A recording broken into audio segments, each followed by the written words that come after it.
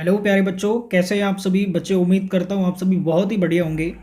Video आने में काफ़ी टाइम लग गया, ठीक है। कुछ प्रॉब्लम्स थी जिसकी वजह से वीडियोस कंटिन्यूसली नहीं आ पा रही थी। अब से वीडियोस कंटिन्यूसली आएंगी और important questions, important MCQ, CBSE sample paper, previous year question paper, ये सारी चीज़ें हम डिस्कस करने वाले हैं, ठीक है।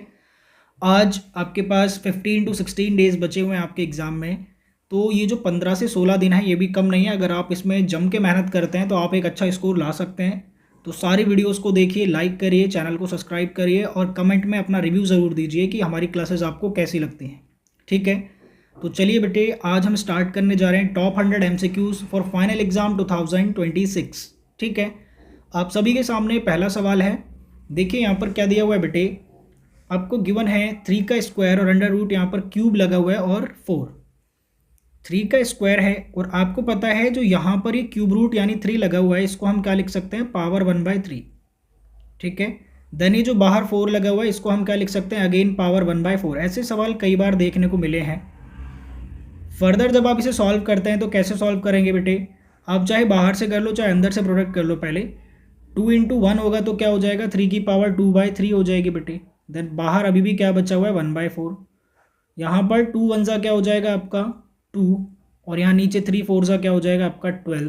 2 1 सा 2 एंड यहाँ पर 2 6 सा 12। 3 की पावर 1/6 आंसर आ गया। Option number B is the right answer. Clear है क्या बेटे। यहाँ पर हमने प्रॉपर्टी क्या यूज़ करी, आपको पता है कभी भी किसी नंबर का किसी बेस का पावर फ्रैक्शन में होता है, जैसे m/n, तो हम इसे क्या लिख सकते हैं, अंडर रूट में a, यहाँ n आ जाएगा, देन ऊपर होल पावर में क्या चला जाता है m। तो यहाँ से यहाँ गए हम, ठीक है। ध्यान दीजिए बेटे अब अगले सवाल पर। देखिए यहाँ पर क्या बोला, sides of a triangle are in the ratio 3 5 and 7। Its parameter is 300 centimetre, its area will B.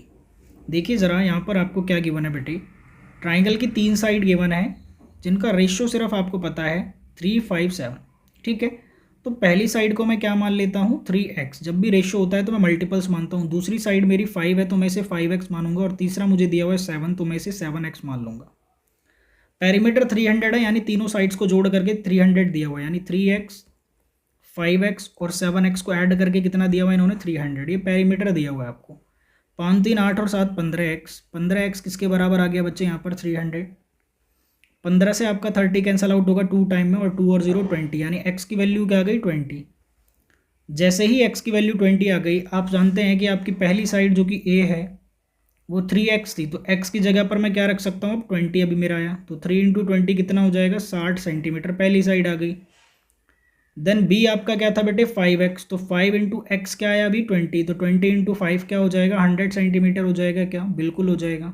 Then c आपका 7x था, तो 7 × x की जगह 20 रखेंगे तो थर्ड साइड आपका 140 आ जाएगा। क्लियर है। इस तरीके से बच्चे आपने तीनों साइड्स निकाल ली। अब इसका एरिया बताना है, थोड़ा सा लेंदी हो गया एमसीक्यू के हिसाब से, फिर भी कोई दिक्कत नहीं है। एरिया मुझे पता है, हिरोन्स फार्मूला से मैं निकाल सकता हूँ। कैसे, s s-a s-b और s-c। सेमी पेरीमीटर होता है यहाँ पर s क्या होता है बेटे आपको पता है, अगर आपने फार्मूला पढ़ा हुआ है तो सेमी पेरीमीटर होता है s, ठीक है। मतलब पेरीमीटर अगर 300 है तो सेमी पेरीमीटर 300 का आधा होगा। 300 का आधा यानी 150, 150 सेंटीमीटर। क्लियर है क्या। तो s की जगह 150 रखेंगे। देन 150 में से क्या माइनस करना पड़ेगा, a कितना है अपना 60। देन 150 में से क्या माइनस करना पड़ेगा, b कितना है अपना 100। देन यहाँ पर लास्ट में 150 में से हमें क्या माइनस करना पड़ेगा, c कितना है 140। फर्दर जब मैं चीज़ों को लिखता हूँ तो मेरे पास बचा क्या, 150 बाहर बचा हुआ है। देन बेटे 150 में से अगर 60 गया तो क्या बचा, 90। देन अगेन 150 माइनस अगर मैं 100 कर देता हूँ तो क्या बचा मेरे पास, 50। यहाँ लास्ट में क्या बचा, 10। क्लियर है क्या।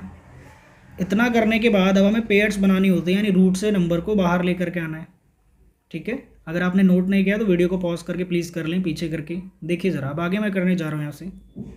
ये जो आपका रूट में नंबर आया हुआ है, इस 150 को आप फैक्टराइज करके क्या लिख सकते हैं बेटे, 3 × 50 लिख सकते हैं क्या, ठीक है। और ये जो 90 है इसे क्या लिख सकते हैं, 3 × 30 लिख सकते हैं क्या। देन 50 को मैं 50 छोड़ूंगा क्योंकि मेरे पास एक 50 पहले से है। और यहाँ पर ये जो 10 है इसे क्या लिख सकते हो आप, 2 × 5 लिख सकते हो अगर ब्रेक करना है तो, अदरवाइज कोई दिक्कत नहीं है। देखो 50 और 50 का पेयर बन गया। 30 और 30 कहाँ गया भाई दूसरा अपना एक और 30 नहीं है क्या अपने पास, नहीं है। मतलब इसे और ब्रेक करना पड़ेगा। रुक जाइए एक बार थोड़ा सा रब करते हैं इसे। 3 × 50 तो मैंने सही लिखा क्योंकि एक 50 मेरे पास पहले से था। 90 को थोड़ा और ब्रेक करना पड़ेगा हमें। क्या लिख सकता हूँ मैं 90 को, आप देखिए 3 3 ज़ा 9 और 9 10 ज़ा 90। ठीक है, इतना तोड़ लिया मैंने। ये 50 का 50 रहेगा और इस वाले 10 को मैं 10 छोड़ दूंगा। आप देख रहे हैं 50 और 50 का पेयर बन गया, 10 और 10 का बन गया, और ये 3 और 3 का बन गया। ठीक है, तो पेयर जिनका बना उन्हें बाहर निकाल लो। 50 का बना, 10 का बना और 3 का बना। अंदर कौन बच गया आप देख रहे हैं, अंदर सिर्फ ये एक नंबर बच गया √3। 50 धाम 500, 500 3 कितना हो जाएगा 1500। 1500 आंसर है क्या हमारे पास? बिल्कुल है, option number B is the right answer. Clear है क्या? प्लीज नोट करिए बच्चे। यहाँ पर अगला सवाल है आपका, it is given that triangle ABC is congruent to FDE। एक ट्राइंगल है ABC। ट्राइंगल तुरंत बना लो जब भी ऐसा कोई सवाल आए, क्योंकि बिना बनाए ट्राइंगल होगा नहीं सवाल आसानी से। ठीक है, यहाँ पर आपका ABC है और ये आपका FDE है। उसी ऑर्डर में लिखना है जैसे आपने ABC लिखा। आपने यहाँ A, B और C लिखा तो यहाँ F, D और E लिखेंगे। जिस ऑर्डर में लिखा है उसी ऑर्डर में आपने लिखना है। ये कॉन्ग्रुएंट है, ये दोनों ट्राइंगल कॉन्ग्रुएंट है। इसका मतलब जो A है वो किसके बराबर है? F के। जो B है वो किसके बराबर है बेटे? D के। और जो एंगल C है वो किसके बराबर है पक्का? E के। ठीक, AB 5 सेंटीमीटर दिया हुआ है। ठीक है जी, तो यानी FD भी 5 होगा पक्का। एंगल B कितना है? 40। तो एंगल B 40 दिया हुआ है, तो इसका मतलब D भी कितना होगा? पक्की बात है 40। ठीक, A 80 है आपका, A 80 है। ठीक है, A 80 है, इसका मतलब FB कितना होगा? 80 ही होगा, पक्की बात है। Then which one is true? True बताना है आपको कौन सा यार इसमें। DF 5 सेंटीमीटर और F 60 है क्या? यार DF कहाँ पर है? ये DF तो 5 है, पर यार अपना F 60 नहीं है, अपना F 80 आया अभी मैंने देखा। DF 5 और E 60 होगा क्या बेटे? DF तो 5 है, ठीक है, और E क्या 60 होगा? चलो E भी निकाल लें क्या? आपको पता है तीनों एंगल को जोड़ के 180 आता है। तो 180 में से 80 और 40 कितने हो गए? 120। 180 में से जब 120 गए तो कितना बचा? 60। यानी E कितना आएगा? 60 आएगा। Option number B is the right answer. DF 5 है और E कितना है अपना? 60 ही आ रहा है। बिल्कुल सही है। ठीक है, बाकी भी चेक कर लो। DE 5 है क्या? कहाँ है DE? नहीं, DE तो बिल्कुल 5 नहीं है। E 60 है, E तो 60 है लेकिन पहला ही गलत है, तो गलत हो गया ना। DE 5 और D 60 पूछ रहे हैं आपसे, तो D क्या 60 है? नहीं भाई, D तो 40 आ रहा है ना, हमने देख लिया पहले ही। तो यानी option number B is the right answer. Clear है क्या? चलिए, हाँ जी बेटे, काफ़ी इंपॉर्टेंट क्वेश्चन है यहाँ पर। x की पावर 1/3, y की पावर 1/3 एंड z की पावर 1/3 अगर 0 है तो इनमें से कौन सा करेक्ट है? देखिए ज़रा, x की पावर 1/3 पहला नंबर है, y की पावर 1/3 आपका दूसरा नंबर है, और यहीं पर z की पावर 1/3 आपका तीसरा नंबर है। तीनों को जोड़ने पर 0 आता है। यार आपको पता है अगर 3 नंबर है मान लीजिए मेरे पास, ठीक है, कोई भी 3 नंबर है A, B और C, उन तीनों को जोड़ने पर अगर 0 आता है तो आपको बताया है पॉलिनोमियल के वन शॉट में कि A³ B³ और C³ अगर हम तीनों को जोड़ दें, ठीक है, तो क्यूब का जो सम आता है वो कितना आता है? 3 टाइम्स ऑफ ABC का मल्टीपल, यानी ABC का प्रोडक्ट 3ABC आ जाता है। तो ये तीनों नंबर है मेरे, इस तरीके से तीनों नंबर का सम 0 आ रहा है ना। तो अगर मैं इन तीनों का क्यूब करता हूँ, यानी x की पावर 1/3 का मैं क्यूब करता हूँ, फिर प्लस x की पावर y की पावर 1/3 का भी क्यूब कर देता हूँ मैं, y की पावर 1/3 का भी क्या कर देता हूँ मैं? क्यूब। इसी तरीके से मैं थर्ड नंबर का भी क्यूब कर देता हूँ, यानी z की पावर 1/3 का अगर मैं क्यूब कर देता हूँ तो आंसर मेरा क्या आना चाहिए बेटे? 3 टाइम्स ऑफ जो गिवन नंबर्स होते हैं उनका प्रोडक्ट। गिवन नंबर्स क्या था? x की पावर 1/3, y की पावर 1/3 और z की पावर 1/3। ठीक है, तो यहाँ 3 से 3 कटा, 3 से 3 कटा, 3 से 3 कटा, यानी आंसर आया x + y + z equals to में 3 × x की पावर 1/3, y की पावर 1/3 और z की पावर 1/3। बहुत ही बेहतरीन सवाल है। ऑप्शन नंबर कौन सा सही है? क्या बी सही है? बिल्कुल ठीक है। चलिए ध्यान से देखिए, अगर समझ नहीं आया तो दोबारा वीडियो को देखो तभी समझ आएगा। पॉलिनोमियल की वैल्यू दे रखी है, then what is the value of p-1? तो आसान सा सवाल है, आपने यहाँ पर x की जगह क्या रखना है? हर जगह -1 रख देना है। जहाँ जहाँ x है वहाँ -1 रख देना है। ये तो आसान सवाल है काफ़ी। ठीक है, हमने हर तरीके के सवाल लिए हैं जो पेपर में आते हैं, आसान हो चाहे वो मुश्किल हो। ठीक है, -1 का अगर क्यूब करेंगे बेटे तो -1 आएगा, -3 एज इट इज़ रहेगा, -1 का स्क्वायर करेंगे तो क्या आएगा? +1 + 5, -1 एज इट इज़ रहेगा, 3 × 1 करोगे तो क्या आएगा? -3 देन +5, 3 और 1 माइनस माइनस है तो ये प्लस हो जाएगा, -4 बचेगा, 5 में से 4 गया तो क्या है आपका? 1। Option number D is the right answer. Clear है। To rationalise the denominator of this we multiply this by. बेटे अगर मुझे इसके डिनोमिनेटर को रैशनलाइज करना है, यानी 1/√a + b लिखा हुआ है, आप देख रहे हैं, अगर इसे रैशनलाइज करना होता है तो मैं क्या करता हूँ, जैसे ये प्लस है तो इसे ऊपर नीचे किससे मल्टीप्लाई करूँगा, √a - b से। ऊपर नीचे मैं किससे मल्टीप्लाई करूँगा, √a - b से। तो यानी इस पूरे से मल्टीप्लाई करना पड़ेगा। ऐसा कहाँ दिख रहा है, ऑप्शन नंबर डी में। Option number D is the right answer. If the point P lies in between M and N and C is the midpoint of MP, then भाई ये क्या है यार, if the point P lies in between M and N, ठीक है, M और N में पहले एक पॉइंट बना लेता हूँ, ठीक है, दो M और N, ये M है और ये N है, और ये जो P है इनके बीच में आता है, ठीक है, P लिख दिया मैंने। C is the mid point of MP, C जो है MP का मिड पॉइंट, यानी C यहाँ पर है, ठीक है। तो अब इसमें से क्या ट्रू है देखो ज़रा, क्या MC और PN को जोड़ने पर MN आ जाएगा क्या, चेक करो। MC ये है और PN आपका ये है, तो इन दोनों को जोड़ने पर MN आ जाएगा क्या, नहीं भाई, ये CP का आ गया बीच में, जो जगह रह गई ना, तो पहला तो गलत है बिल्कुल, ठीक है, पहला तो बिल्कुल गलत है आपका, ठीक। देन आगे देखते हैं, चलो अगला देखते हैं क्या होगा। यहाँ पर MP + CP क्या MN आ जाएगा क्या, MP ये है और CP ये है, क्या MN आ रहा है क्या, पूरा आ जाएगा इन दोनों को जोड़ने पर, बिल्कुल नहीं आएगा, गलत है BB। MC और CN को जोड़ने पर MN आ रहा है क्या, MC और CN को अगर मैं जोड़ता हूँ तो पूरा MN आ रहा है, आप देख रहे हैं MC यहाँ तक और CN दोनों को जोड़ेंगे तो MN आ जाएगा, यानी option number C is the right answer, ठीक है। कितना आसान सा सवाल पूछा है, लेकिन फिर भी ठीक है, टाइम ज़्यादा लेगा, आप चेक करोगे हर एक को, ठीक है। तो option number C is the right answer.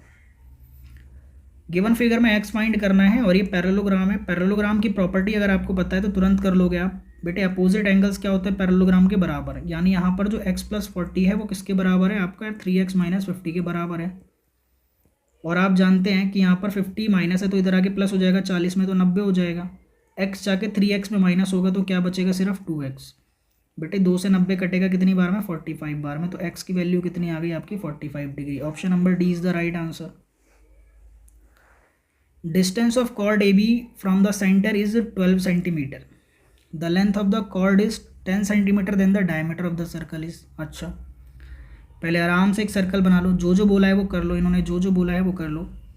Distance of chord AB from the centre, एक कॉर्ड बनाते हैं AB, कॉर्ड बनाया हमने क्या, AB, ठीक है, इसका नाम क्या है, AB। इसकी जो सेंटर से दूरी है वो कितनी दी हुई है आपको, distance from the centre is 12 centimetre. तो ये जो छोटे सी डिस्टेंस है इसे कितना बोलोगे आप, 12, ठीक है, 12 दिया गया आपको। Length of the chord is 10 centimetre, जो पूरी लेंथ ऑफ द कॉर्ड है ये कितनी है, पूरी की पूरी 10, यहाँ से लेके यहाँ तक कितना दिया हुआ है, 10। पूछा क्या है भाई, then the diameter of the circle, ठीक है, हो जाएगा। आपको पता है एक प्रॉपर्टी, आपको पता है कि सेंटर से जब भी कोई परपेंडिकुलर गिरता है, जब भी कोई लाइन आप यहाँ पर ड्रॉ करते हैं, ठीक है, AB कॉर्ड के ऊपर, तो ये इसे बाइसेक्ट करता है, क्या करता है, इसे बाइसेक्ट करता है, ठीक है। तो ये जो 10 है तो इस साइड का पूरा हिस्सा कितना हो जाएगा, 5। मैं इधर बना लेता हूँ, ये 12 दिया हुआ था तो इस साइड में कितना आ जाएगा बेटे आपका, टोटल 10 था तो 10 में से इधर 5 आया। तो O से लेकर के अगर मैं इस A का डिस्टेंस निकालता हूँ, यानी ये वाला डिस्टेंस, तो ये रेडियस आ जाएगा और रेडियस का डबल करते ही डायमीटर आ जाएगा। तो पहले मैं रेडियस निकाल लेता हूँ, पहले मैं क्या निकालूंगा, रेडियस, ये रेडियस है। आपको पता है रेडियस का स्क्वायर किसके बराबर आ जाएगा, आपका सबसे बड़ी साइड है ना रेडियस परपेंडिकुलर के सामने, तो 5 का स्क्वायर प्लस 12 के स्क्वायर के बराबर आ जाएगा। तो यार 5 का स्क्वायर 25 होता है आपका और 12 का स्क्वायर 144, दोनों को अगर ऐड कर दें तो 169 आ जाएगा। देन 169 का रूट आपको पता है बेटे क्या होता है, 169 का अगर मैं रूट निकालूँ तो क्या होता है, यहाँ से स्क्वायर हट जाएगा, तो आर की वैल्यू 13 आ गई। आर अगर 13 है तो डायमीटर 26 होगा, विच इज़ डबल। डायमीटर क्या होता है, डबल होता है, तो 2 × अगर आप 13 करेंगे तो कितना आ जाएगा, 26, ठीक है। What is the total surface area of the cone with radius r/2 and slant height 2l। देखो रेडियस की जगह क्या रखना है यार, r/2 रखना है, रेडियस की जगह पर क्या रखना है हमें, r/2, ठीक है, ध्यान रखना। और स्लैंट हाइट को डबल कर दिया है, यानी l को डबल कर दिया और r को आधा कर दिया, बस इतना बोलना चाहते हैं। तो टोटल सरफेस एरिया क्या होता है आपको पता है ना, टोटल सरफेस एरिया का फॉर्मूला क्या होता है, TSA क्या होता है कोन का, आपको पता है πr ब्रैकेट में l + r होता है, ठीक है। टोटल सरफेस एरिया का फॉर्मूला ये आपको पता होना चाहिए। तो पाई की वैल्यू तो अभी हम नहीं रख सकते, ठीक है, अभी क्योंकि हमें r और l कुछ नहीं पता, पाई को हम ऐसे ही छोड़ेंगे क्योंकि ऑप्शन भी पाई के टर्म्स में दिया हर जगह। r ये जो है इस r की जगह मुझे क्या रखना है, r/2 सवाल में दिया हुआ है। एल की जगह क्या रखना है, 2l सवाल में दिया है, आर की जगह फिर से r/2 रखना है, सवाल में दिया हुआ है। फर्दर जब मैं सॉल्व करता हूँ तो बाहर क्या आ जाएगा, पाई r और अपॉन में 2 है, अंदर इन्हें क्रॉस मल्टीप्लाई कर लेता हूँ, मैंने आपस में क्या कर लेता हूँ, क्रॉस मल्टीप्लाई। तो 2 इंटू इधर जाएगा ऊपर तो क्या हो जाएगा ये 4l, 1 इंटू आर होगा तो इधर क्या हो जाएगा r ओनली, और नीचे 2 1 क्या हो जाएगा 2। ठीक, जब मैं आगे सॉल्व करूँगा फर्दर तो क्या आएगा मेरा आंसर, पाई r अपॉन में 2 और ब्रैकेट में 4l प्लस में r अपॉन में इधर 2 है, तो 2 2 क्या हो जाएगा, इधर भी 4। ठीक, तो फाइनल आंसर क्या आ जाएगा आपका, अपॉन में 4 पाई r और ब्रैकेट में क्या बचेगा 4l प्लस में r। ऐसा ऑप्शन दिख रहा है क्या कहीं आपको, ऐसा ऑप्शन कहीं दिख रहा है क्या? देखो ये ऑप्शन नंबर आप देखें, मैं आपको बता दूं option number B is the right answer. क्यों बी राइट आंसर है, क्योंकि यहाँ पर इन्होंने ना 4 को कॉमन ले लिया। देखो समझना बेटे, इन्होंने किया क्या इस सवाल में, थोड़ा सा मैं समझा दूं आपको अच्छे से कि बी कैसे आएगा। हमारा आंसर तो ये आया, लेकिन बी कैसे आया ये समझा दे रहा हूँ मैं अच्छे से, देखिए ज़रा प्लीज़।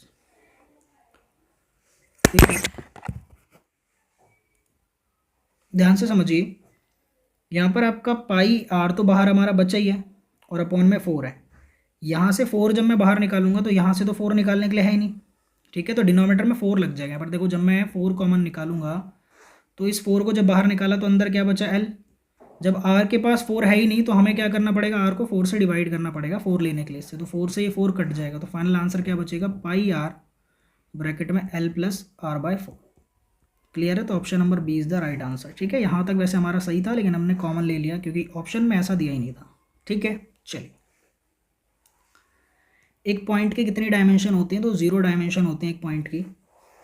क्लास मार्क क्या है इसका, तो 150 में 160 अगर आप जोड़ेंगे और इसे आधा कर देंगे तो क्लास मार्क आ जाता है ना। अपर लिमिट और लोअर लिमिट को जोड़ करके आधा करते हैं तो क्या आता है क्लास मार्क, जिसे XI बोलते हैं। फ्रीक्वेंसी जब आप बनाते हैं डिस्ट्रीब्यूशन, जब आपको फ्रीक्वेंसी पॉलीगन बनाना होता है ना स्टैट्स वाले चैप्टर में, तब आप ये निकालते हैं क्लास मार्क यानी XI बोलते हैं इसे। ठीक है, क्लास मार्क का फॉर्मूला क्या होता है भाई, अपर लिमिट और लोअर लिमिट को जोड़ा और आधा कर दिया, 150 और 160 को जोड़ा और आधा कर दिया, तो जोड़ोगे तो 310 आएगा और आधा करोगे तो 155 आएगा, यानी option number C is the right answer. ऐसे ही क्लास साइज होता है H, क्लास साइज, इसे क्लास साइज बोलते हैं। इसमें अपर लिमिट में से लोअर लिमिट को माइनस करना होता है, यानी 160 में से हमें 150 को माइनस कर देंगे तो एक क्लास साइज आ जाएगा। हालांकि पूछा नहीं है फिर भी हमने बता दिया। The class mark of class is 10 and it's class width is 6। देखो अभी जो मैंने पीछे पढ़ा है वो काम आ गया ना, क्लास विड्थ यानी क्लास साइज। यार जो क्लास साइज होता है उसे H बोलते हैं, और वो कैसे आता है, अपर लिमिट में से लोअर लिमिट को हम माइनस कर देते हैं। तो ये जो क्लास साइज है वो पहले से ही 6 दिया हुआ है, यानी अपर लिमिट और लोअर लिमिट को माइनस करके मुझे कितना दिया हुआ है 6। ठीक है, और क्लास मार्क आपको 10 दिया हुआ है। क्लास मार्क यानी XI अभी जो मैंने बताया। क्लास मार्क कैसे आता है, अपर लिमिट और लोअर लिमिट को जोड़ करके हमें क्या करना होता है 2 से डिवाइड। बेटे किससे डिवाइड करना होता है 2 से। तो ये क्लास मार्क आपको ऑलरेडी कितना दिया है 10 इस सवाल में। Upper limit plus lower limit और ये 2 नीचे है, 2 जाके 10 से मल्टीप्लाई होगा तो 20 बन जाएगा, यानी अपर लिमिट और लोअर लिमिट को जोड़ करके कितना दिया हुआ है 20। ठीक है, अपर लिमिट और लोअर लिमिट को ऐड करके क्या दिया हुआ है 20 और माइनस करके क्या दिया हुआ बेटे 6। जोड़ने पर 20 आता है और माइनस करने पर 6 आता है। तो बताइए कि लोअर लिमिट क्या होगी क्लास की, यानी लोअर लिमिट फाइंड करना है। कुछ नहीं करना, ये जो 2 इक्वेशन दिए हैं इन दोनों इक्वेशन को अगर आप एलिमिनेशन लगा दो या फिर आप सब्स्टिट्यूट कर दो वैल्यूज़ को तो आंसर आ जाएगा। समझिए मैं बताता हूँ आपको। इन दोनों इक्वेशंस को आप क्या करो बेटे, ऐड कर दो या सब्ट्रैक्ट कर दो। ऐड कर दो, क्या कर दो, सब्ट्रैक्ट। देखो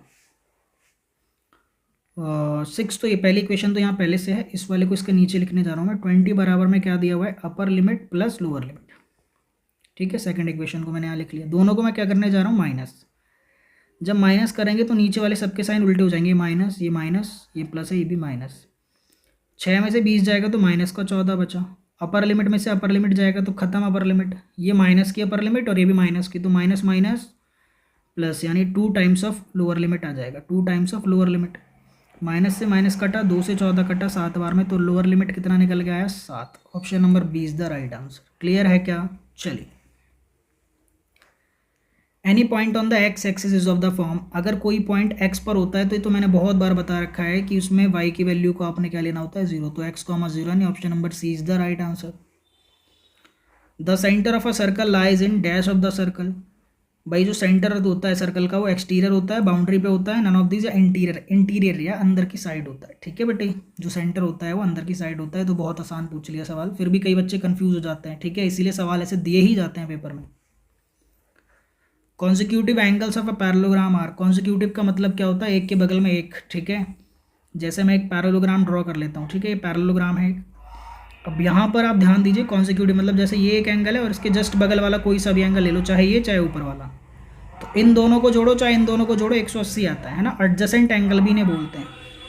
ठीक है, एडजेसेंट भी बोलते हैं, कॉन्जिक्यूटिव भी बोलते हैं।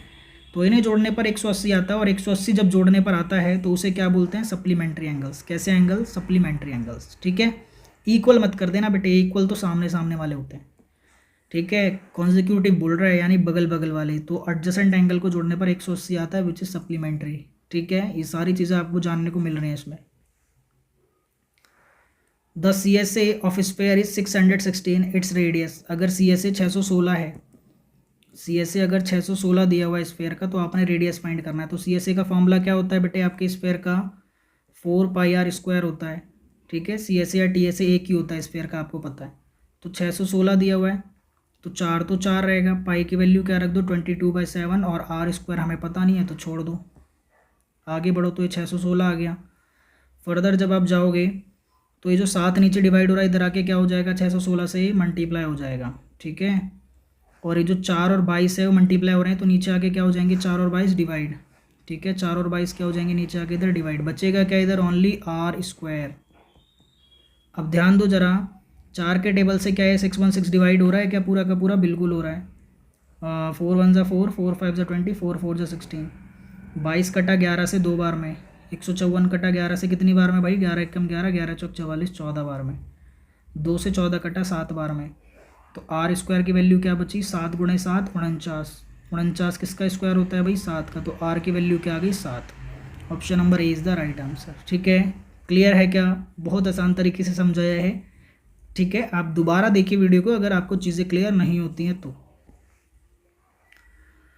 असर्शन और रीजन आ गई। ठीक है, ऐसे भी क्वेश्चन यहाँ पर लिए हुए हमने। The degree of the polynomial is 5, क्या इसकी डिग्री 5 है क्या बेटे, डिग्री का मतलब होता है हाईएस्ट पावर, तो इसमें हाईएस्ट पावर आप देख रहे हो वाई की क्या है 5, तो डिग्री तो 5 है, बिल्कुल सही है असर्शन। ठीक है, the highest power of the variable in a polynomial is called degree of the polynomial. भाई यहाँ पर रीजन भी बिल्कुल बढ़िया करेक्ट दिया हुआ है, यानी दोनों के दोनों करेक्ट हैं, और एक्सप्लेनेशन भी असर्शन का सही है। Both assertion and reason are true and reason is the correct explanation of assertion, यानी ऑप्शन नंबर ए लगा दोगे आप। ठीक है, चलो। Cuboid is a 3 dimensional shape, बिल्कुल सही बात है। क्यूबॉइड में 3 डायमेंशन होती हैं, लंबाई, चौड़ाई और ऊंचाई, लेंथ, ब्रेथ और हाइट। ठीक है, हमने 3D फिगर पढ़ी है ना सरफेस एरिया वॉल्यूम वाले चैप्टर में सारी, तो असर्शन तो सही है। A solid has 3 dimension, a solid has 3 dimension, और ये भी सही है, बिल्कुल सही बात है। तो ये भी ऑप्शन नंबर ए हो जाएगा इसका भी। क्लियर है क्या, चलो। रैशनल नंबर किसके बराबर है, ये क्या सवाल है भाई। देखो 2/25 है, 2/25 का क्या मतलब है कि आपने 25 से किसे डिवाइड करना है, 2 को, ऊपर वाले को डिवाइड करना होता है। तो 0 बार में आएगा, पहले तो 2 लगाया, पॉइंट लगाया, फिर 0, फिर 25 के टेबल में 20 तो आता ही नहीं, तो फिर 0 आ जाएगा, देन पॉइंट लगा हुआ है तो एक और 0, 25 के टेबल में 8 बार में 200 आता है, आपको पता है, कट गया, तो 0.08 आ गया। Option number A is the right answer. ठीक है, बेकार सवाल है बिल्कुल। ये देखिए, इस सवाल को कैसे करोगे आप, ऐसे सवाल को समझना है, बेसिक है और पेपर में आ भी जाता है कई बार बेटे। 125 की पावर इन्होंने क्या दी है, 1/3 माइनस में। सबसे पहले पावर को प्लस में कर लो आप, यानी 1 में क्या कर लो, 125 की पावर 1/3। अब आपको एक इजी तरीका बताता हूँ पहले मैं। जैसे पावर में 1/3 है, तो इसका मतलब होता है कि आप क्या करो, 125 को फैक्टराइज करके 3 के जोड़े बना लो। ठीक है, क्या बना लो, 3 के जोड़े। या फिर दूसरा तरीका भी है, देखो जरा, 5 के टेबल में 25 बार में आता है, 5 यहाँ पर कितनी बार में आएगा, 5, 5 1 ज़ा 5। तो आपने क्या देखा, 5 की पावर 3 लिख सकता हूँ मैं 125 को, और बाहर क्या है 1/3, तो ये 3 से 3 कट गया, बचा क्या 1/5। तो option number C is the right answer. ठीक है, डायरेक्टली 1/5 भी लिख सकते थे आप। The zeros of polynomial are, इसके भी जीरोस क्या होंगे यार? ये देखो पॉलिनोमियल दिया हुआ है आपको, P x equals to x plus one into में एक्स प्लस टू। तो जीरोस का मतलब है यहाँ एक्स की वैल्यू क्या रखे कि ये पूरा टर्म जीरो हो जाए यार। तो दोनों में से कोई सा भी, अगर ये टर्म जीरो हो गया तो ये अपने आप ही जीरो हो जाएगा, मल्टीप्लाई हो गया। यानी देखो एक्स प्लस वन को आप जीरो के बराबर रख दो और यहाँ एक्स प्लस टू को किसके बराबर रख दो? जीरो के। दोनों को अलग अलग जीरो के बराबर रख दो। तो ये प्लस वन जाके राइट में क्या हो जाएगा? Minus one. ये प्लस टू राइट में जाकर के क्या हो जाएगा? Minus two. माइनस वन और माइनस टू आंसर आ गया। Option number B is the right answer. बोलो क्लियर है क्या? अगर x माइनस वन इसका फैक्टर है तो आपको a की वैल्यू फाइंड करनी है। बेटा मैंने कई बार बता रखा है कि अगर x माइनस वन या कोई भी नंबर फैक्टर होता है किसी गिवन पॉलिनोमियल का, ये x माइनस वन किसका फैक्टर है? एक्स स्क्वायर प्लस ए एक्स प्लस फाइव का। तो x माइनस वन को आप जीरो के बराबर रख दो तो माइनस वन राइट में जाकर के प्लस वन हो जाएगा। यानी x की वैल्यू कितनी आ गई? वन। अब ये जो x की वैल्यू वन आई है उसे जैसे यहाँ पर रखोगे तो ये भी किसके बराबर आ जाएगा? जीरो के। चलो रखते हैं x में वन, जहाँ जहाँ x है वहाँ मैं वन रखने जा रहा हूँ। तो आप देखेंगे वन का स्क्वायर तो वन होगा, a इंटू वन ए होगा और ये प्लस फाइव। बेटे पाँच और एक कितना हो जाएगा? छः। और छः राइट में जाएगा तो माइनस छः। यानी option number C is the right answer. बोलो क्लियर है क्या? ठीक है, इजी क्वेश्चन है और ऐसा सवाल बनता ही बनता है पेपर में। ठीक है, क्वेश्चन सारे टाइप के कराए हमने। आप एक नोटबुक में ज़रूर करते रहिए, सिर्फ लेटे हुए वीडियो, ये जो वीडियो है उसे मत देखिए। ठीक है, आप इसे नोटबुक में ज़रूर नोट करिए। ठीक है, प्रॉपर तरीके से सॉल्व करने की कोशिश करिए। सिर्फ लेट करके वीडियो को देखने से कुछ भी नहीं होगा बेटे। सारी चीज़ें दिमाग में आपके स्टोर नहीं होती, जब आप पेन चलाओगे तभी चीज़ें आप सीखोगे। ठीक है, चलिए। The linear equation this has unique solution, two solution, no solution, infinitely many solution. Option number D is the right answer. किसी भी लीनियर इक्वेशन जो भी टू वेरिएबल में हो, एक्स और वाई, दो वेरिएबल में जब भी इक्वेशन होती है तो उसके कितने सोल्यूशन होते हैं? Infinitely many. चैप्टर 4 में हमने पढ़ा हुआ है। ठीक है, कैसे? x की जगह कुछ वैल्यू रखोगे तो y आ जाएगा, y की जगह कुछ रखोगे तो x आ जाएगा। यानी मैनी सोल्यूशन पॉसिबल है।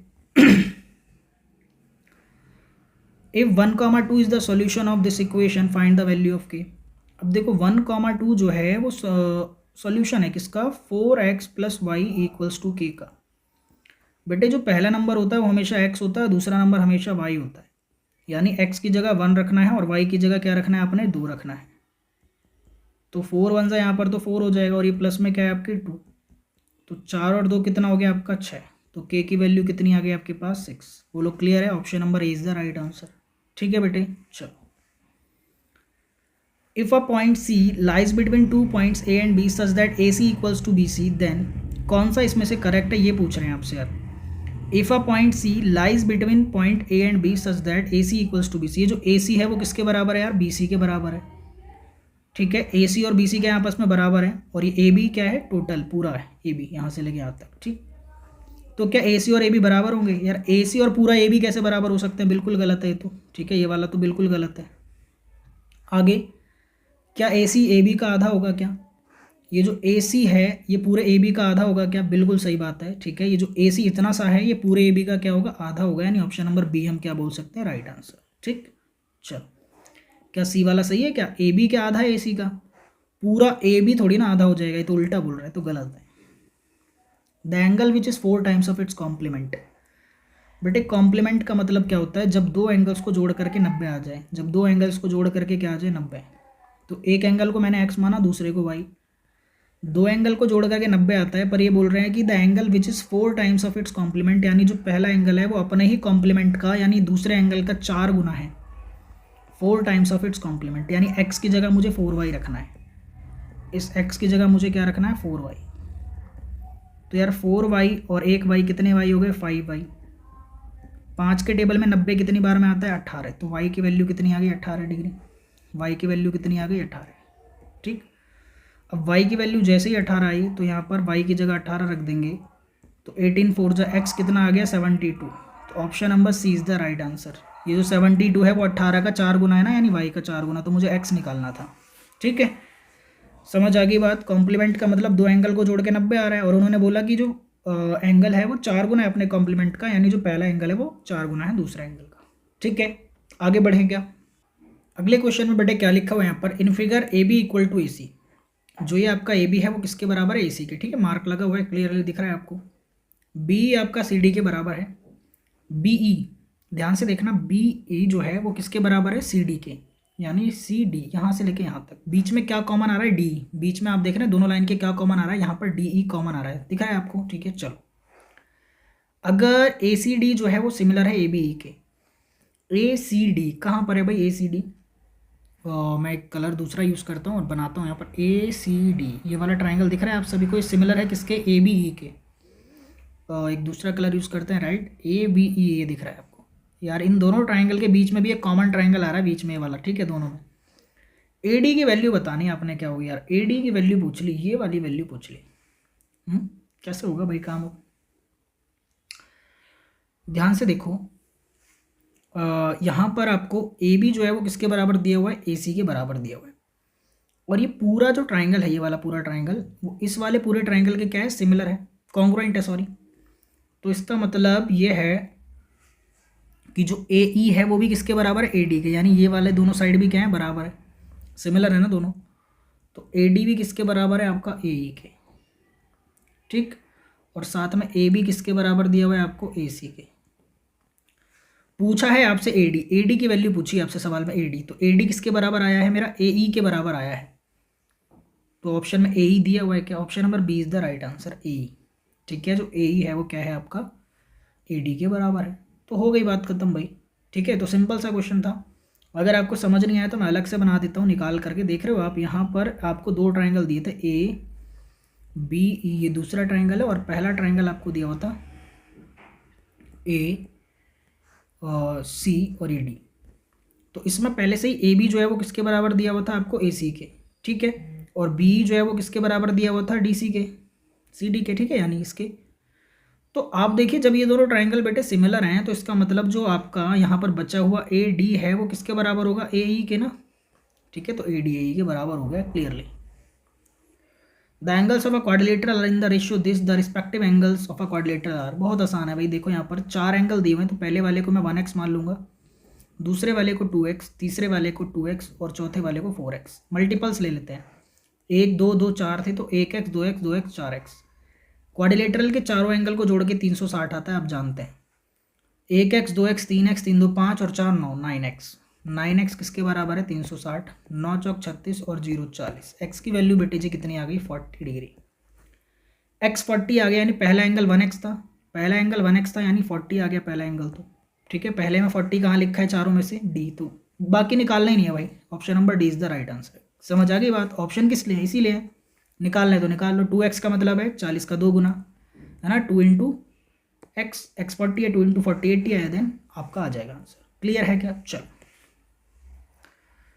The quadrilateral found by joining the mid points of the sides of a quadrilateral P Q R is taken in order in a rectangle if. अच्छा, the quadrilateral found by joining the mid points of the side of quadrilateral P Q R S taken in order is a rectangle if. Okay, P Q R S एक quadrilateral है, हमें उसका नाम नहीं बताया, हमें P Q R S का नाम नहीं बताया कि क्या है। अगर मैं पी क्यू आर एस के मिड पॉइंट्स लेता हूँ, ये है मिड पॉइंट और ये है मिड पॉइंट, ठीक है जी।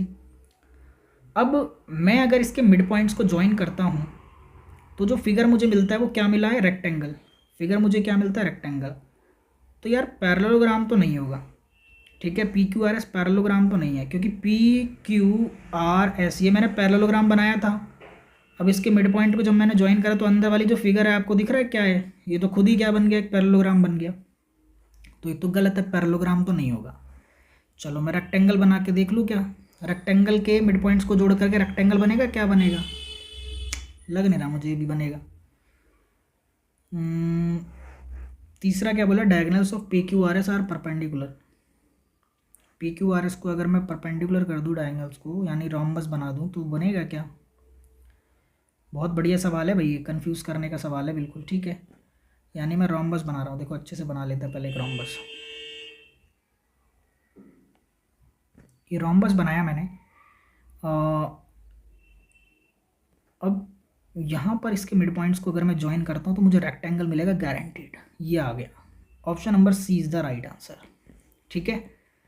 ये रोम्बस बना दिया मैंने, पी क्यू आर एस अगर रोम्बस होगा, बेटे रोम्बस क्यों बोल रहा हूँ मैं बार बार, रोम्बस इसलिए बोल रहा हूँ क्योंकि रोम्बस के जो डायगोनल्स होते हैं वो 90 डिग्री पर कटते हैं, कितने, 90 डिग्री पर, यहाँ ये, ठीक है। तो रोम्बस भी हो सकता है या स्क्वायर भी हो सकता है, या स्क्वायर भी हो सकता था। हाँ, दो ऑप्शन है। देखो इन दोनों को जब आप काटेंगे तब भी यहाँ 90 डिग्री का एंगल बनता है, और इसके मिड पॉइंट को जोड़ करके देखो आपको रेक्टेंगल ही मिलेगा पक्का। जोड़ो, ये रहा मिड पॉइंट, ये रहा मिड पॉइंट, ये रहा मिड पॉइंट, ऐड करो, ठीक है, रेक्टेंगल ही मिलेगा यहाँ पर भी। ठीक है, वैसे तो इस ये स्क्वायर बन जाएगा, लेकिन यहाँ पॉसिबली रेक्टेंगल ही बनेगा रोम्बस में। स्क्वायर में तो स्क्वायर बन जाएगा, स्क्वायर भी नहीं हो सकता यार। हाँ, तो यानी option number C is the exact answer rhombus के लिए होगा, और इसके डायगोनल जब परपेंडिकुलर होंगे। क्लियर है क्या? ठीक है, आगे चलते हैं। A chord 6 centimeter long is drawn in a circle with a diameter equal to 10 centimeter. Then its perpendicular distance from the center is. A chord 6 centimeter long is drawn in a circle. एक circle बना लो पहले आराम से, एक cord बना लो। ये बोल रहे हैं जैसा, कितनी लंबी कॉर्ड है भाई? 6 सेंटीमीटर की बना दी हमने। With a diameter equal to 10 centimetre. अच्छा, डायमीटर इसका 10 सेंटीमीटर है, ठीक है जी, ठीक है। Then its perpendicular distance from the centre निकालना है। देखो यार, अगर डायमीटर इसका 10 है तो रेडियस कितना होगा?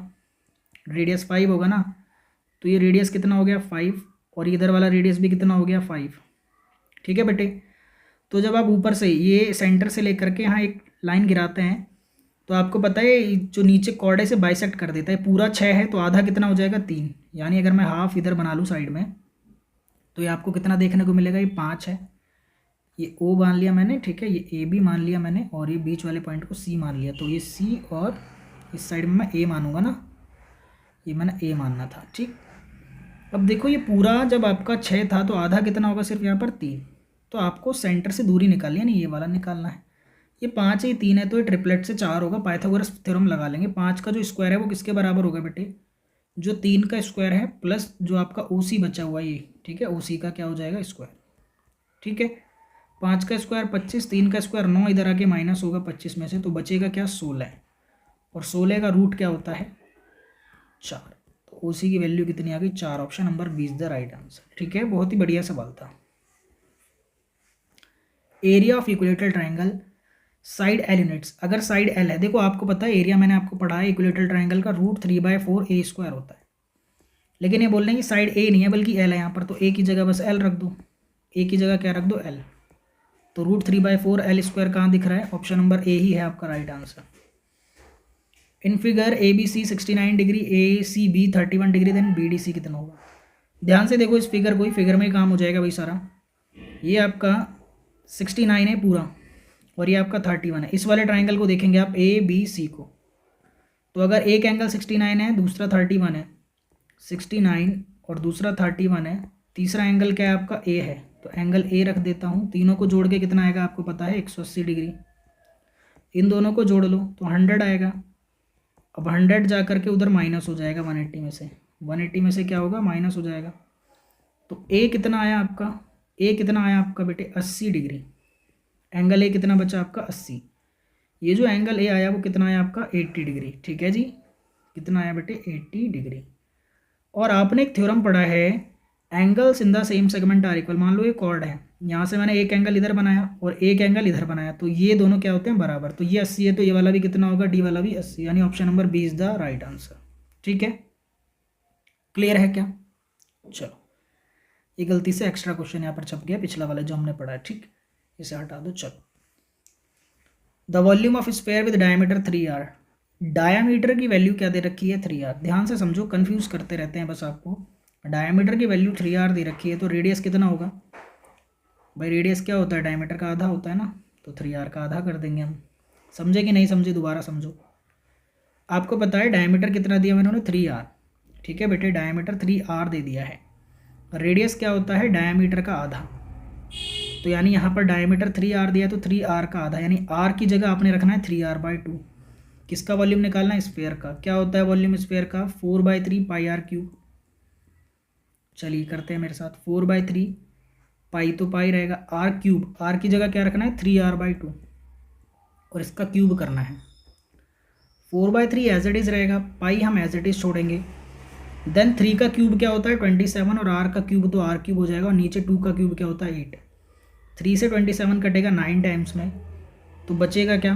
4 पाई मल्टीप्लाई में 9r³ अपॉन में 8 बचा। इस 4 से 8 भी कट जाएगा 2 बार में, तो फाइनल आंसर जो आपका आ जाएगा वो क्या बचेगा? पाई आर क्यूब और 9 बचा है और नीचे क्या बचा, सिर्फ 2। तो ऐसा कोई ऑप्शन दिख रहा है क्या? 9/2 pi r cube, option number B is the right answer. Clear है क्या? ठीक है बेटे, चलिए। The volume of right circular cone with radius 6 centimetre and height 3.5 centimetre. बेटे आगे बढ़ने से पहले मैं बता दूं कि ये हम 35वां एमसीक्यू कर रहे हैं। 35th आपका एमसीक्यू हम पहुंच चुके हैं, 35 एमसीक्यू हम कर चुके हैं और आगे बढ़ रहे हैं। इस सवाल में आपको क्या दिया गया है? रेडियस दिया गया है 6 सेंटीमीटर।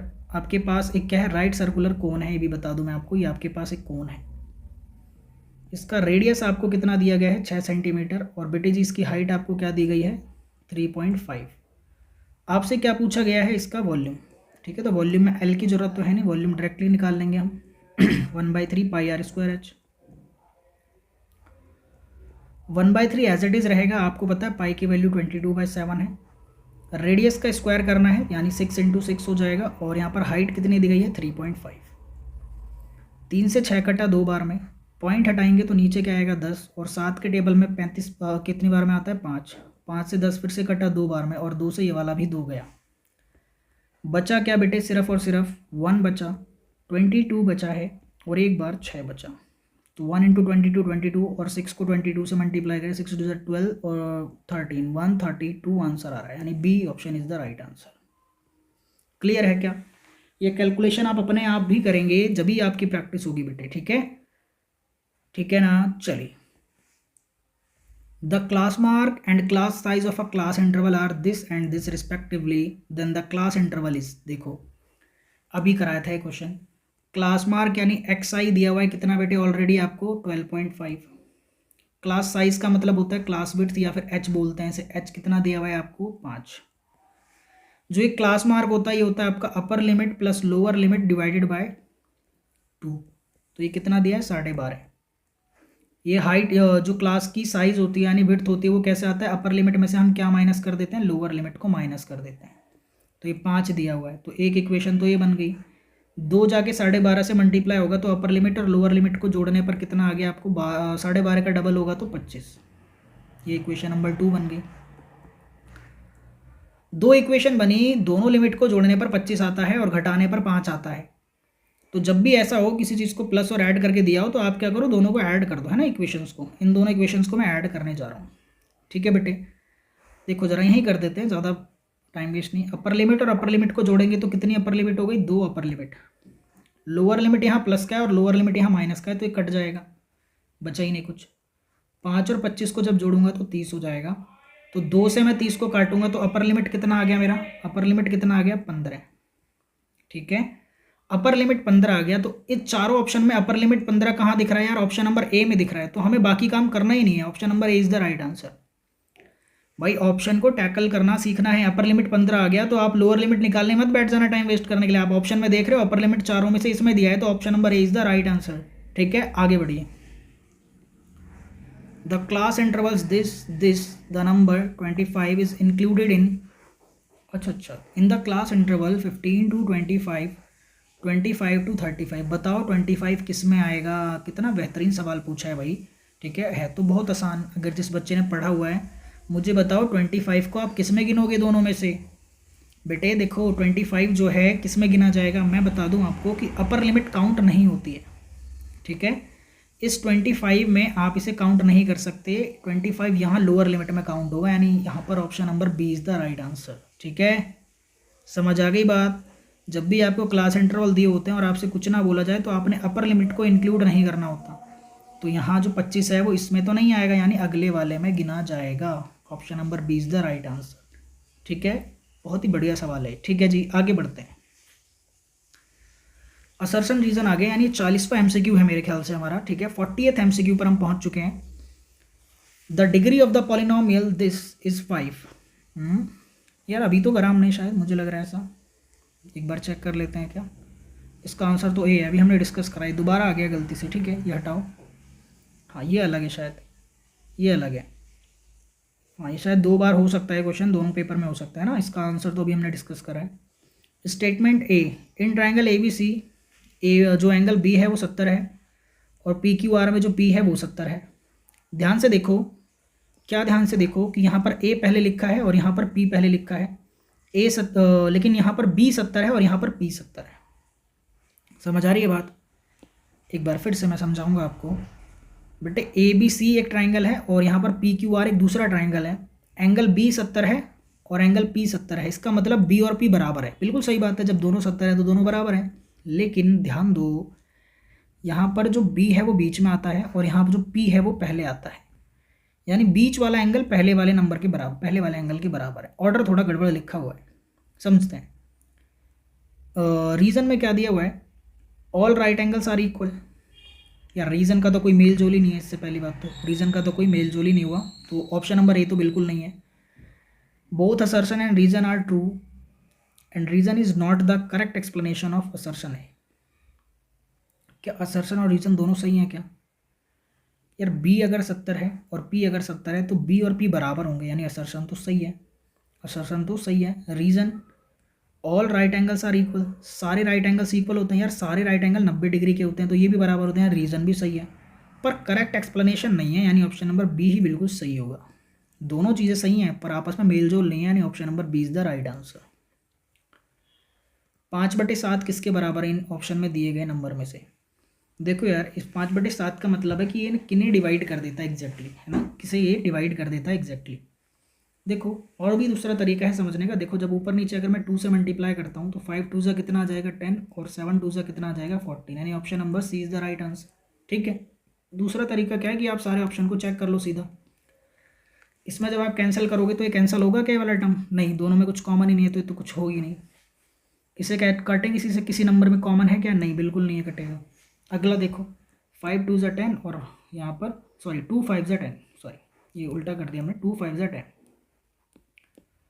बेटे, 2 5 10 और 2 7 14, 5/7। ठीक है, आगे बढ़े।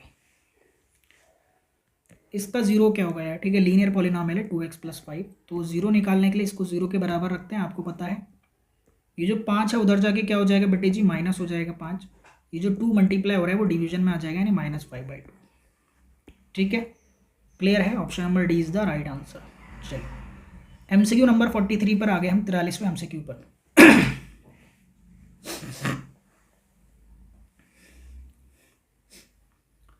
क्वेश्चन को सॉल्व करते हुए हम पहुंच चुके हैं 43वें MCQ पर। ध्यान दीजिए इस MCQ पर बेटे। The polynomial of type this 1a = 0।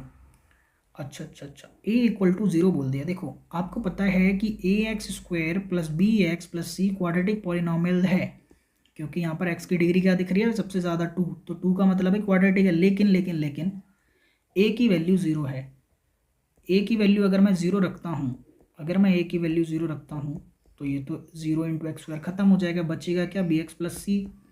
तो बेटे x की सबसे बड़ी पावर क्या बची? 1, विच इज़ लीनियर, यानी option number A is the right answer. Clear है क्या? ठीक है, अच्छा सवाल है। Through which of the following point the graph y = -x passes? y = -x passes, बताओ किस में से पास करेगा यार? अब क्या करो, आराम से वैल्यू रख लो कुछ। देखो मान लो मैं अगर x की वैल्यू 1 रखता हूँ, x की जगह मैं क्या रख देता हूँ? 1। जैसे ही मैं x की जगह 1 रखता हूँ तो y कितना आ गया? -1। ध्यान से देखो, ये x है और ये y। मैंने x की जगह क्या रखा बेटे? 1, तो y मेरा कितना आ गया? -1। तो सोल्यूशन है 1, -1। 1, -1 दिया है क्या इसमें? यार इसमें तो दिया ही नहीं है 1, -1। -1, 1 दिया है उल्टा। ये सही है क्या? ये सही हो सकता है? ये भी सही है। देखो कैसे सही है। अगर मैं इसी में y = -x में, ठीक है, y = -x दिया हुआ है, x की जगह मैं -1 रखता हूँ। x की जगह अगर मैं क्या रख देता हूँ? -1, तो ये माइनस से माइनस कट जाएगा, तो y कितना आ जाएगा? 1। ठीक है, y कितना आ जाएगा आपका? 1। ठीक है, तो x की वैल्यू मैंने -1 ली और y मेरा 1 आ गया, यानी कोऑर्डिनेट क्या बने? -1, 1, यानी option number C is exactly the right answer. ठीक है, यहाँ पर ना यार इन्होंने थोड़ी सी गलती करी है। जब मैं x की वैल्यू 0 रखूँगा तो y भी 0 आ जाएगा, तो ये ऑप्शन नंबर डी भी कहीं ना कहीं सही हो सकता है। ए और बी तो बिल्कुल गलत है, लेकिन डी भी कहीं ना कहीं सही हो सकता है। तो ये ऑप्शन रखने में शायद गलती हुई है, पर एग्जैक्ट हमारा ऑप्शन नंबर सी जो है वो सही होगा। ठीक है, चलो। The graph of which equation is parallel to x axis? X axis के पैरेलल की इक्वेशन किसकी आएगी? बहुत ही अच्छे अच्छे सवाल हैं यार। देखो मैं एक लाइन बनाता हूँ सीधे, इसे वाई एक्सिस बोलते हैं और इसे क्या बोलते हो आप? X axis. ये आपका वाई एक्सिस है और ये आपका एक्स एक्सिस है। इनमें से किसका जो आपका ग्राफ है वो एक्स एक्सिस के पैरेलल आएगा? एक्स एक्सिस के क्या आएगा? पैरेलल। बताओ। तो मैंने आपको बता रखा है, जब मैंने आपको पढ़ाया है वन शॉट में, ठीक है, कोऑर्डिनेट ज्योमेट्री, तो आपको एक एक छोटी छोटी चीज़ बताइए ग्राफ के बारे में। बेटे एक्स एक्सिस के पैरेलल ग्राफ कब आता है? जब y इक्वल टू कॉन्स्टेंट होता है। y इक्वल टू क्या होता है? Constant. y equal to constant मतलब graph parallel to X axis. Graph parallel to X axis. Constant यानी कोई भी नंबर, तो y equal to constant b में है यानी 2। समझ लेते हैं कैसे। 1 2, जब y की वैल्यू 2 रखेंगे हम यहाँ पर, ये पॉइंट आएगा, इस पॉइंट से जब मैं लाइन ड्रॉ करूँगा ऐसे, तो ये जो लाइन है वो किसके पैरेलल आई? आप देख रहे हैं एक्स एक्सिस के पैरेलल आई ना, तो option number B is the right answer. ठीक है, वन शॉट ज़रूर देखिए भाई। 15 मिनट में पूरा चैप्टर बहुत बेहतरीन तरीके से पढ़ा रखा है। ठीक है, अभी व्यूज़ बहुत कम है चैनल पर, तो ऐसा नहीं समझना कि अंडररेटेड है, आप जा कर के देखिए। ठीक है, तो चीज़ें आपको लगेंगी कि यहाँ बेहतरीन चीज़ें हैं यहाँ पर। ठीक है, चलिए। What is the measure of angle whose measure 32 less than it supplement? अच्छा, दो एंगल हैं जो सप्लीमेंट्री हैं, सप्लीमेंट लिख दिया है क्योंकि, तो सप्लीमेंट एंगल क्या होते हैं? जिन्हें जोड़ करके 180 आता है। ठीक है जी, लेकिन यहाँ पर क्या बोल रहे हैं? What is the measure of angle whose measure is 32 less than its complement? यानी ये जो एंगल है वो अपने ही कॉम्प्लीमेंट से कितना कम है? 32 कम है। यानी एक एंगल जो है वो दूसरे से 32 कम है। ठीक है, ये मतलब होता है कि एक एंगल जो है वो दूसरे से कितना है? 32 कम। यानी एक्स की वैल्यू कितनी है? y minus 32। तो इस x की जगह मैं क्या रख दूंगा? y minus 32। ठीक है, तो x मुझे निकालना है फाइनली।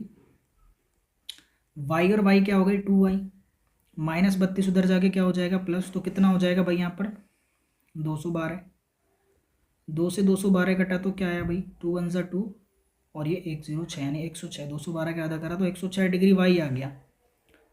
तो बेटे इस y की जगह मैं 106 रखूँगा और 106 में से जब 32 माइनस करूँगा तो कितना बचेगा भाई? 78। तो x की वैल्यू कितनी आ गई? 78 डिग्री। कुछ माइनस करने में गलती करी, 74 आएगा। हाँ, option number C is the right answer. Clear है? चलो, in the given figure AD is the median of median then BAD is. अच्छा, AD जो है वो मीडियन है, यानी ये जो आपका नीचे BC है इसे दो बराबर हिस्सों में तोड़ता है। मीडियन का मतलब ये होता है कि जो नीचे दिए गए बेस को दो बराबर हिस्सों में तोड़े। तो AB आपको देख रहे हो आप किसके बराबर दिया गया? AC मार्क लगा हुआ है, तो मीडियन इन दोनों ट्राइंगल में कॉमन हो गया। और ये BD जो है वो किसके बराबर हो गया? DC। यानी ये दोनों ट्राइंगल क्या हो गए? कॉन्ग्रुएंट। जब दो ट्राइंगल कॉन्ग्रुएंट होते हैं तो सभी एंगल्स भी बराबर। तो B 35 है तो BAD पूछ रहे हैं आपसे। अगर B 35 है तो यार C भी कितना हो जाएगा? आपको पता है 35। ठीक है, इस ABC ट्राइंगल को देखिए, एंगल A, ये पूरा एंगल A पूछ रहे हैं ना आपसे, BAD, सॉरी BAD यानी ये पूछ रहे हैं यार, छोटा सा एंगल पूछ रहे हैं। ठीक है, ये मीडियन है तो ये परपेंडिकुलर बाइसेक्टर होता है, तो ये 90 डिग्री बन जाएगा। ये क्या बन जाएगा आपका? 90 डिग्री। वैसे ज़रूरत नहीं है इसे करने की भी, आपको देखो ये 35 है B और C भी 35 है, तो ये पूरा BAD आप निकाल लो। पहले क्या करो? पूरा BAC निकाल लो। ABC तीनों को जोड़कर 180 आएगा। A तो मुझे पता नहीं है, B कितना दिया है? 35 और C भी कितना आ गया है? 35। 35 35 70 उधर जाके माइनस होगा तो A कितना आ गया? 110। पूरा ये जो एंगल आ गया वो कितना आ गया बेटे? 110। अब BAD पूछा यानी इसका आधा पूछा है, सिर्फ BADA पूछा है ना, तो 110 का आधा कितना होता है? 55। यानी option number B is the right answer. BAD जो है वो हाफ हो जाएगा। ठीक है, 110 का हाफ हो जाएगा, विच इज 55। क्लियर है क्या? Radius of hemisphere is R, then its total surface area is. TSA क्या होता है हेमिस्फेयर का? यार 3πr² होता है। ऑप्शन नंबर बी, सीधा सीधा फॉर्मूला पूछा है। एक बार फिर से मैं बता दूं, the radius of hemisphere is R, then its total surface area. बेटे TSA जो होता है हेमिस्फेयर, देखो इसे बोलते हैं आधे गोले को। TSA जो होता है उसका 3πr² होता है, पर CSA 2πr² होता है। क्या होता है? 2πr²। इसके अलावा वॉल्यूम क्या होता है इसका? 2/3πr³। 2/3πr³। The sides of a triangle in the ratio this, if perimeter is 36 then what is area? ये आपको आंसर कमेंट करना है। बेटे अभी मैंने इस MCQ सीरीज़ का पहला या दूसरा है, इस वीडियो का पहला नहीं है, दूसरा या तीसरा ही सवाल है, बिल्कुल सेम ऐसा मैंने कराया, बिल्कुल सेम। तो इसका आंसर करिए कमेंट में, ठीक है, ज़रूर इसका आंसर कमेंट में करिए, ठीक है। ये हमारा MCQ 49th MCQ पर पहुंच चुके हैं और अगला MCQ देखने के लिए तैयार रहिए 50वां, ठीक है। आधी वीडियो पर आप आ गए। The mean of 5 numbers is 30। If one number is excluded their mean becomes 28। What is excluded number? देखिए, the mean of 5 number is 30। 5 number का मीन कितना आया है? 30। If the one number is excluded their mean becomes 28। What is the excluded number? समझिए जरा। 5 number थे, मुझे नहीं पता कौन से नंबर थे वो 5। मैं मान लेता हूँ 5 नंबर को x1, x2, x3, x4 और एक x5। तो मीन का मतलब क्या होता है कि sum of observation upon total number of observation. पाँचों को जोड़ करके 5 से जब भाग किया तो कितना मीन आया? 30 दिया हुआ है, ठीक है। फिर क्या बोल रहे हैं? जब 5 में से एक नंबर निकाल दिया यानी नंबर 4 ही बचे, x1, x2, x3 और x4, 4 ही नंबर बचे और इन्हें 4 से भाग किया तो नया मीन कितना है? 28 बता रहे हैं। अच्छा, तो 5 जाके 30 से मल्टीप्लाई होगा, यानी इन पाँचों को जोड़ करके कितना आ रहा है? देखो बढ़िया सवाल है भाई। तो पाँचों का सम निकल आया ना, यानी पाँचों को जोड़ करके क्या आएगा? 5 जाके 30 से मल्टीप्लाई होगा तो 150, यानी इन पाँचों को जोड़ के 150 आ रहा है। ऐसे ही 4 जाके 28 से मल्टीप्लाई होगा तो x1, x2, x3, x4, इन चारों को जोड़ के कितना आ रहा है? 4 8 जा 32, कैरी गया 3, 4 2 8 1 1 12 आ रहा है, 112 आ रहा है। 5 को जोड़ के 150 आ रहा है, 4 को जोड़ के 112 आ रहा है, यानी 5वां नंबर जो निकला वो कितना होगा? 150 में से 112 गए तो क्या बचा भाई आपका? 38। Option number is the right answer, ठीक है। ये 38 की कमी पड़ गई ना, ठीक है। तो यानी जो नंबर निकाला अपने वो क्या निकाला भाई? 38, 38, ठीक है। बढ़िया सवाल था बेटे। यहां तक हमने कंप्लीट कर लिए हैं 50 MCQ। कितने MCQ कंप्लीट कर लिए हमने? 50, ठीक है। आई होप कि वीडियो आपको बहुत ही पसंद आया है, ठीक है। वीडियो बहुत ज़्यादा लंबा ना हो इसलिए हम आज सिर्फ 50 MCQ करने वाले हैं। अगर आपको वीडियो बेहतरीन लगा, आपको वीडियो अच्छा लगा तो कमेंट में आपने बताना है कि सर अगला पार्ट भी हमें चाहिए। अगर आप कमेंट करेंगे कि हमें नेक्स्ट पार्ट भी चाहिए तभी हम नेक्स्ट पार्ट अपलोड करेंगे, यानी 50 और MCQ आपको ऐसे कराने वाले हैं, ठीक है। ये MCQ एग्ज़ाम ओरिएंटेड है, इसमें कुछ तो आसान है, कुछ मॉडरेट हैं और कुछ मुश्किल भी हैं, यानी हर तरीके के सवाल हैं जैसा एग्ज़ाम में आता है बिल्कुल उसी तरीके से हमने यहाँ MCQ बनाए हैं आपके लिए, ठीक है बच्चे। तो मेहनत करते रहिए, चैनल को सब्सक्राइब करिए, ज़्यादा से ज़्यादा शेयर करिए, ठीक है, ताकि चैनल की रीच बढ़े और हम आपके लिए और ज़्यादा मेहनत करें। तब तक के लिए बेटे गुड बाय, मेहनत करते रहिए, ठीक है। नेक्स्ट पार्ट जल्दी आएगा, कमेंट ज़रूर करें और लाइक शेयर ज़रूर करें, ठीक है। चलिए।